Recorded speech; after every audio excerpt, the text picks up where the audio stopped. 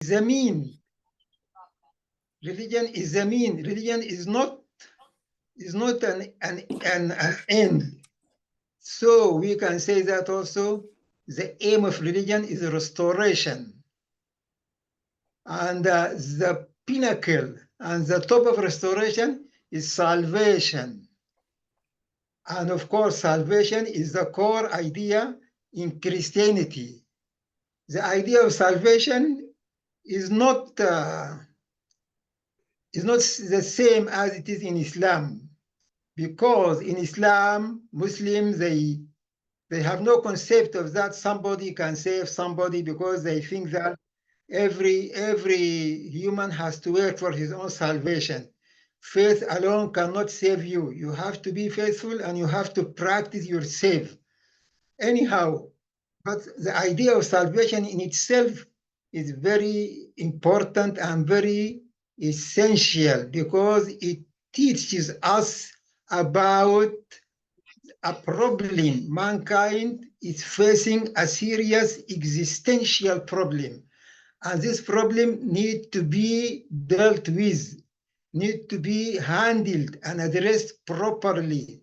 Therefore came out the idea of salvation. Actual salvation, according to the divine principle, salvation is restoration. Salvation is restoration. Salvation is recreation. Therefore, we can say that the purpose of religion is to achieve salvation through restoration.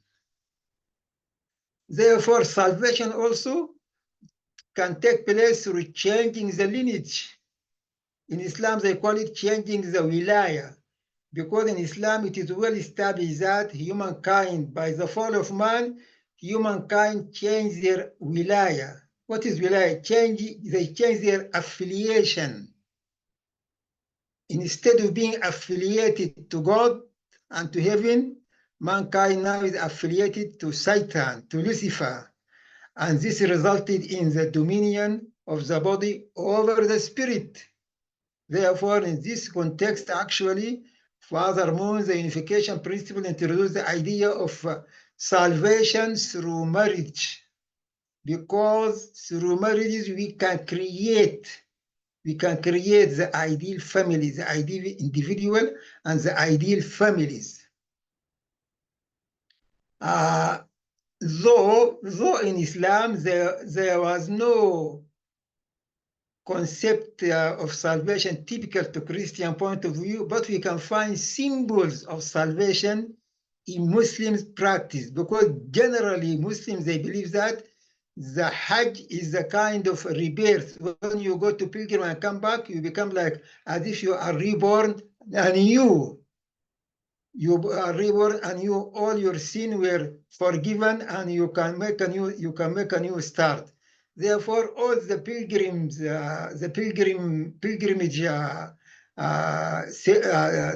rituals and ceremonies are all symbolically aiming to save mankind, to save a Muslim man.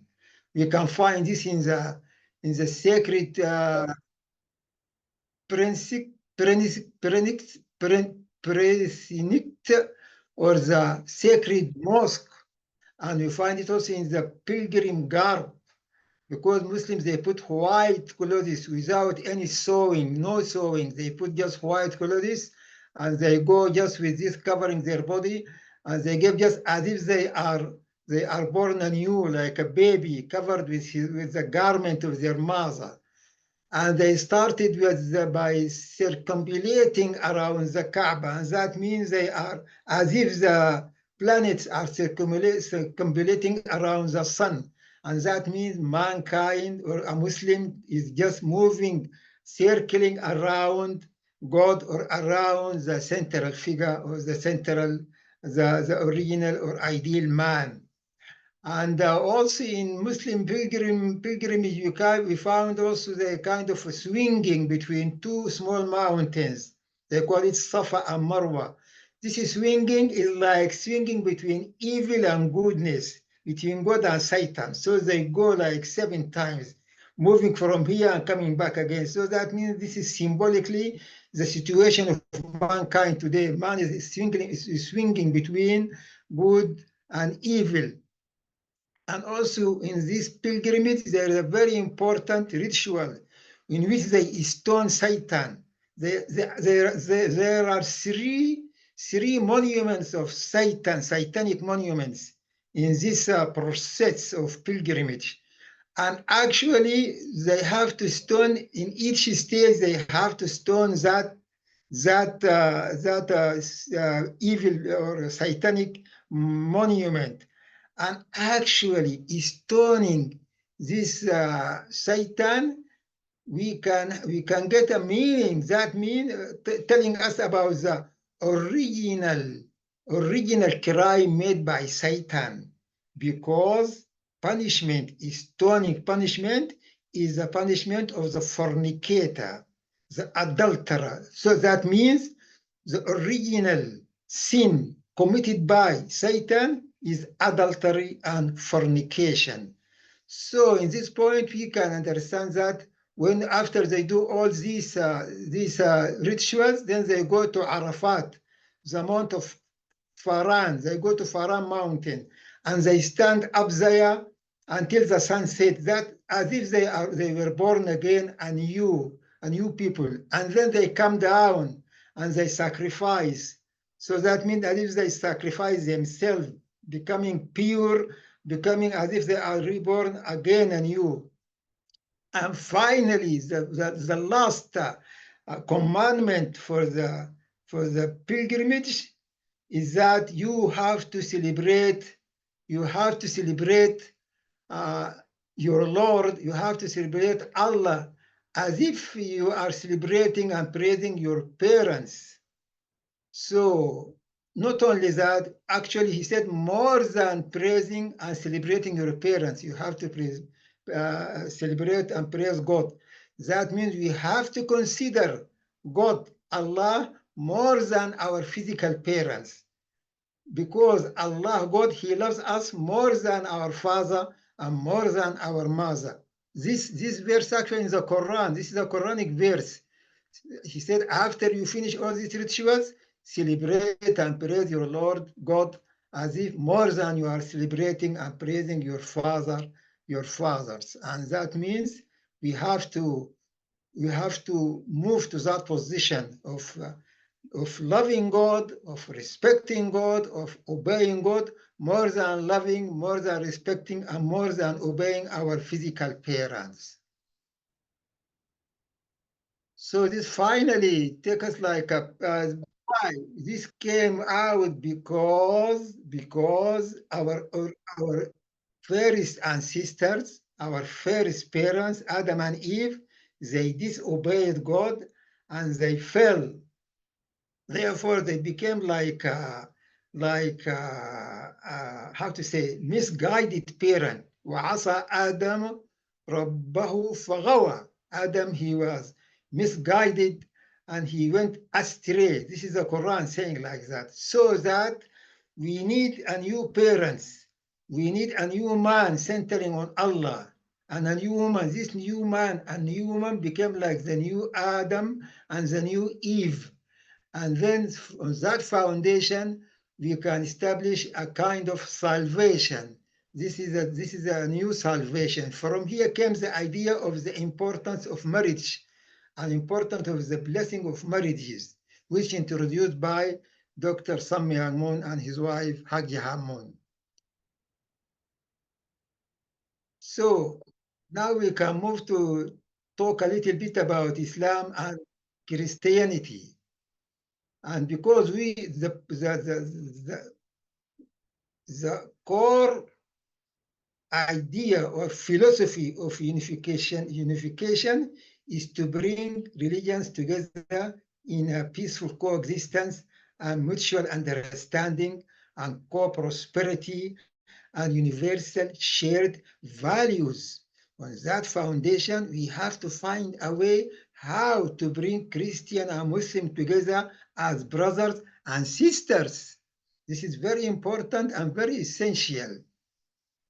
To do that, we have to, I'm going to introduce it from the Quranic perspective and Islamic point of view. what is the idea of Islam and Quran about Christianity and Jesus Christ?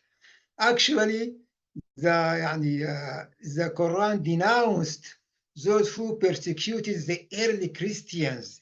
There are three famous stories about the early Christians. The first story about Ashab al-Kahf. These are young Christians who slept in a cave. This story came like this in the Quran, actually. And I remember Edward Gibbon, a very famous historian, European historian, he said he didn't find this story in the early history of the church, but he found something like that. Some early Christians slept somewhere in a cave for some years anyhow. In Islam, it says that they slept in that cave for 300 years or more. This is very interesting. So those early Christians, they slept there, and when they wake up from their sleep, they found that already Christianity became an established religion of the Roman Empire, and the story goes like that. This is one point about story of Christians in the Quran. The other story is Ashabul Ukhdud. They call the people of the ditch because a very famous Jewish king of Yemen. His name is Zinawas. This Yemenian king, he persecuted Christianity so much in the early days of Christianity.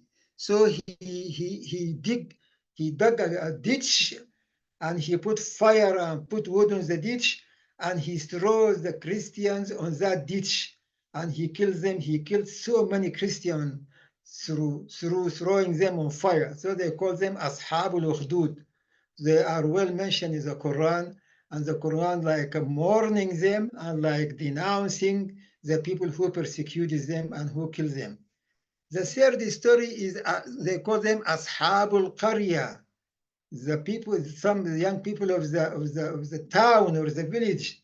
This is also, they said, early Christians of Antioch, three missionaries, early first missionaries. They went to Antioch according to the interpretation of the Quran from Muslim point of view, and they went there and they were persecuted and they were killed. Actually, they were killed in Antioch. So these are three very famous stories in the Quran. It is all about the early Christians. And now you can go more further, more deep about relation between Christianity and Islam. There was a very famous Arab priest. His name is Warqa ibn Nawfal. He was a Christian priest, and he was living in Mecca, and he was a cousin of Prophet Muhammad's wife, very famous man in Islamic history. This Christian priest, his name Warqa ibn Nawfal. He is the one who supported the Prophet Muhammad, because when the Prophet Muhammad received the revelation through Archangel Gabriel, then Prophet Muhammad was astonished, and he was really like became afraid, and he was trembling. Actually, he was trembling and shivering, and he came back to his wife and he told her, "Oh, like something great, some problem happened to me," and he thought that he became like crazy or something like that. So his wife, she took him to Warqa ibn Nawfal, because Warqa ibn Nawfal was a Christian man, and he knows the Bible, he knows the Torah, and he knows the Gospel. Then this Warqa ibn Nawfal, he supported him, and he calmed him down, and he told him that you are receiving a message from the spirituality. Don't be afraid, be strong, and you have to take your responsibility. And then on that foundation, the Prophet Muhammad, he really accepted his mission, and he goes forward. This is one point.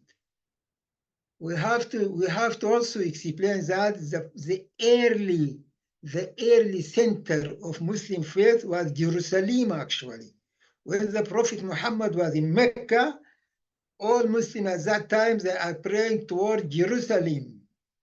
At that time, Mecca was not the center of the Muslim faith. Throughout the presence of Prophet Muhammad in Mecca. But when he migrated from Mecca to Medina, then they changed the center of Islam from Jerusalem to Mecca. So at that time, really, before in the beginning, Jerusalem was the center of the Islamic faith. Another point, the most famous miracle which took place to the Prophet Muhammad, he was his famous spiritual journey from Mecca to Jerusalem, and then from Jerusalem he was ascended to heaven. And it was mentioned in Islam that in Jerusalem the Prophet Muhammad, he prayed with all the prophets, all the biblical prophets together, they prayed together, and he was taken by Gabriel in a very spiritual way, and he went to heaven. First heaven, second heaven, third heaven, fourth heaven, and fifth heaven, and he met all the prophets. He met everybody. He met Adam. He met Noah. He met Abraham. He met Moses, and he met Jesus. And he has a very interesting story with Moses, because it was said that, maybe I can talk about this a little bit. Just please let me speak a little bit. The Prophet Muhammad, he received 50 prayers from God. God said to him, you have to ask Muslim people to pray 50 times every day. Then the Prophet Muhammad came back and he met Moses. Then Moses asked him, what did God say to you? He said to him, God told me that my Muslims, they have to pray 50 times every day. Then Moses said to him, no, go back and tell God, tell him that it is too much. They cannot do it. so it became like a story. He go and come back, till it became only 5 prayers a day. Then when it became 5, he met Moses again, and then Moses said to him, no, go back and tell to him 5 is too much for them. Then Prophet Muhammad said to him, no, I'm shy, I'm sorry, I cannot go again. so it came out like that. Very interesting story. So the other point, which is very important, Muslims first, they migrate to Abyssinia. At that time, the African Christian, very early Christian kingdom for Abyssinia was a very good and faithful and a kingdom of justice. So the Prophet Muhammad asked his follower, because at that time Muslim followers were heavily persecuted by Mecca people. So the Prophet asked them to migrate to Abyssinia. And he told them that go to Abyssinia, there's a good Christian justice king.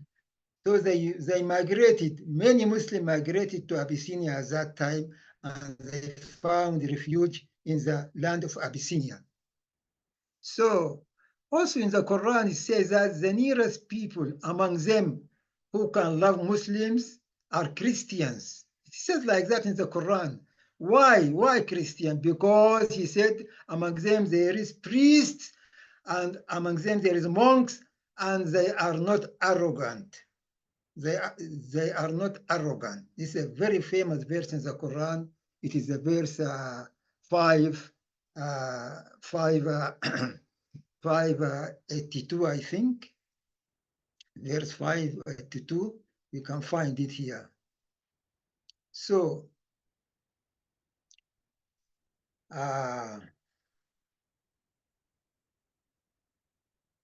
actually Islam, this is from a different point, different view. Islam like a moon in the dark ages, like a moon. Because if Christianity like the sun, so the light of Christianity was dimmed by the dark ages. So Islam came out like a moon of the dark ages. And actually Islam also is a preparation for the first attempt for the coming of Christ. Because according to the divine principles, the 10th century there was a possibility for Christ to be sent at that time.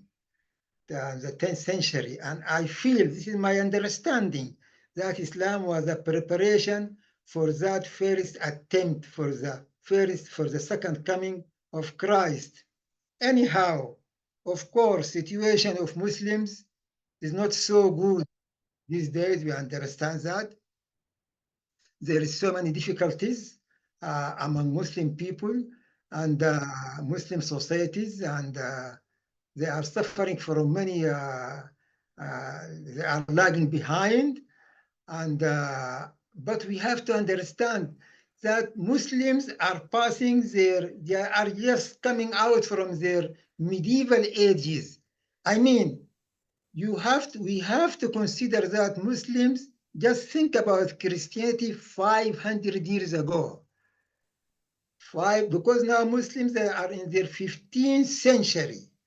So when Christianity was in its 15th century, just think about it like that. So now we can understand why Muslims are struggling, why they are lagging behind, why they have many misunderstanding, and this is why, because they are just coming out from their medieval ages. And I am sure when time goes on, day by day and years by years, Muslims are going to improve and Islam also is going to be reformed. Islam is going to be reformed and put in the proper order.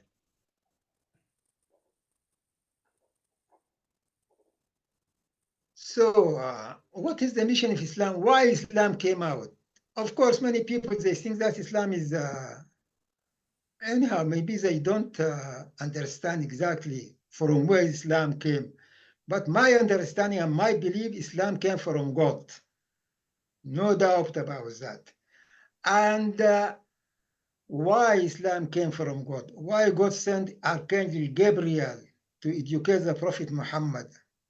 Because God wants Cain to join Abel. Who is Cain? Cain are the descendants of Ishmael. Who is Abel? Descendants of Isaac. So God wants to raise the descendants of Ishmael to be similar to the descendants of Isaac. Why? Because God loves them all. Why? Because Abraham, he loved Ishmael as he loves Isaac. Abraham, he loved Ishmael so much as he loves Isaac. And because of the problem between Sarah and Hagar, this division took place without any relation of Ishmael, without problem. It is just a kind of jealousy between the two ladies. Anyhow, also the mission of Islam is to join the Gentiles to the chosen nation. هو الذي بعث في الأميين رسولا منهم. God, he sent to the Gentiles a prophet from within themselves. This is the Quran. This is the Quran's verse. God has sent a prophet to the Gentiles from within themselves to educate them and to guide them and lead them to God. And also, part of the mission of Islam is to reform Christian theologies. 2 points very important. The Quran criticized Christian theology. One is the nature of Jesus Christ, and the second is the Trinity. The Quran put it very clear that God himself is not Jesus Christ. You can say Jesus is God, but you cannot say God is Jesus Christ. This is the Quran saying. And he says that God is not three. Trinity is misunderstood. There is only one God. And then the divine principle came and he explained it and put it in the proper way, in an amazing way, so we can understand the saying of the Quran and we can understand the Christian Trinity in a better way.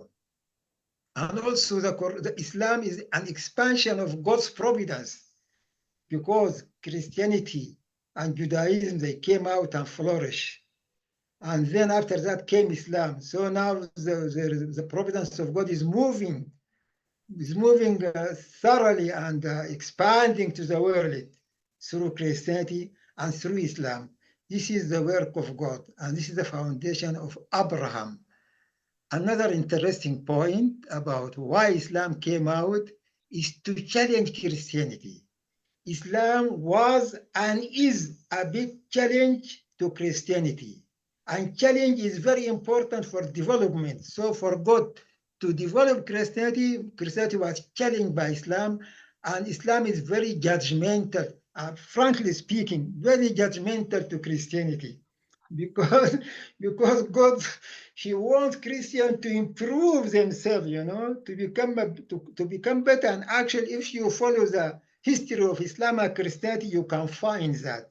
Because one of the reasons for Reformation is the Crusades. The Christian came out from Europe and they invaded the Islamic world 6 or 7 times. And in all these wars, they were completely defeated.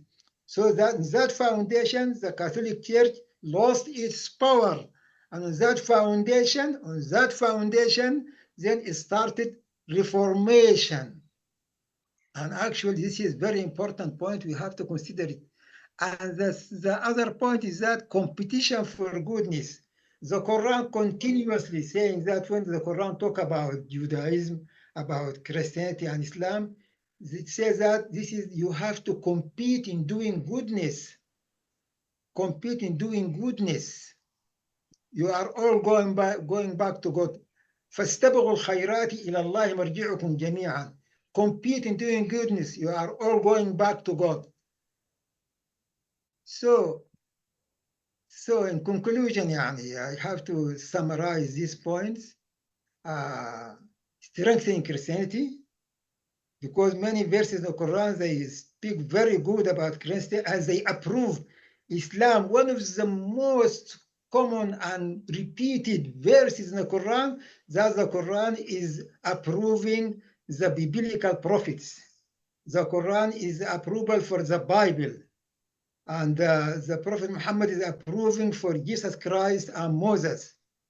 And the other point is expansion of Abrahamic faith, competition in goodness, and preparation for the new Adam and Eve. And even today, my belief and my feeling is that even today, Islam is a good preparation to receive the Messiah. Because Muslims generally, they believe Messiah is coming. This is a widely known prophecy in Islam, in the Prophet Hadith. He says that Christ is coming, the Messiah is coming. So actually in the Quran we can find two kinds of revelation. We can find Old Testament revelation of war and law. We find war and we find Sharia and law in the Quran. And also you find New Testament revelation of peace and love. Both of them we find them. But generally Muslims are clinging to the Old Testament Islam. They are clinging to the Islam of jihad and Islam of law. They are very strongly clinging to the law and to jihad. Of course, now jihad here, there is many, different understanding about jihad. There is a internal jihad and there is the external jihad. But generally, Islam also is talking about peace and about love.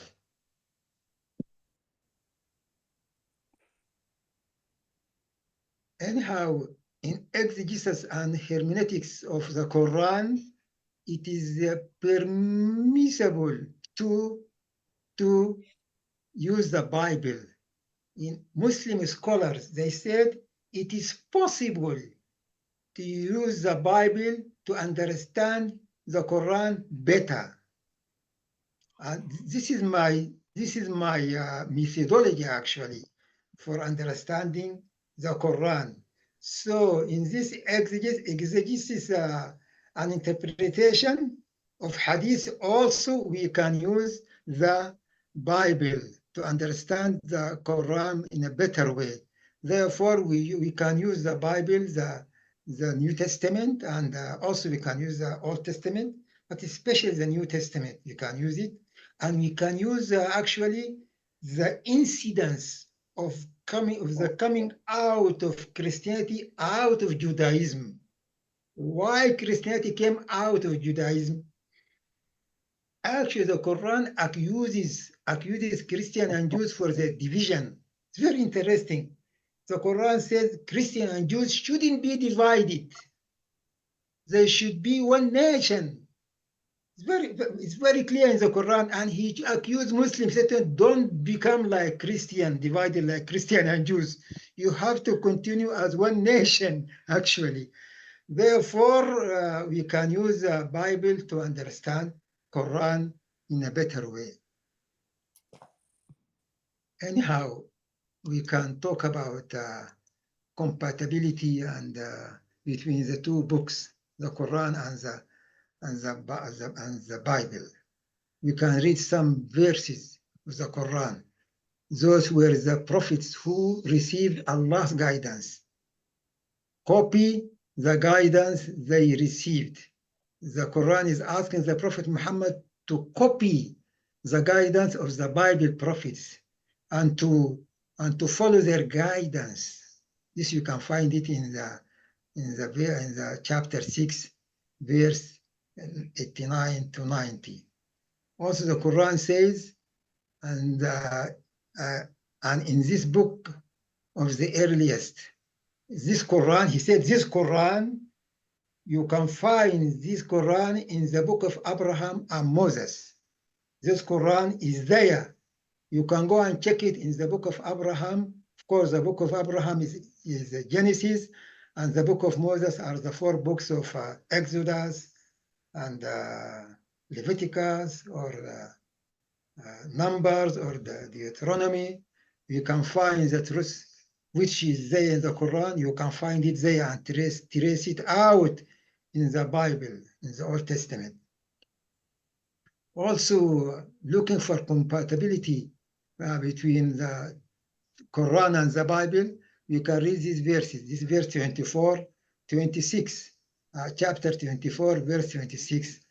Allah does wish to make clear to you and to show you the ordinance of those before you. Who are those before Prophet Muhammad?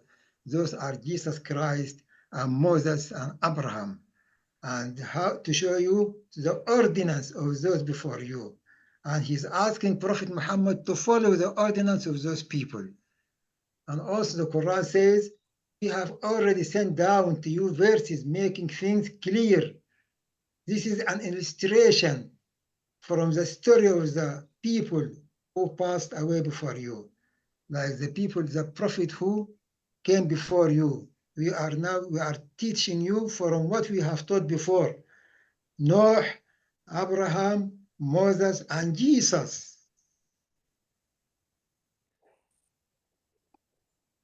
Anyhow, we can say that Islam has, general religion has 3 stages. Religion has 3 stages. Islam, Iman, and Ihsan. This is a very famous hadith. A dialogue took place between Prophet Muhammad and Archangel Gabriel. And the Prophet Muhammad and Archangel Gabriel was asking Prophet Muhammad, and Prophet Muhammad was answering. So the Prophet Muhammad said, there is Islam. Islam is the particulars of Islam, the 5 pillars of Islam, well known. And Iman is a higher level. You have to believe in God. You have to believe in all the messengers of God, and you have to believe in the last days, and you have to believe in the predestination of God, something like that. So that means, and there is Ihsan. Ihsan is a higher level. Ihsan is to worship God as if he is visible to you. Ihsan is to worship God as if he is visible to you. Why? Because if he is not visible to you, you are visible to him. So it's like that. Because you are visible to him.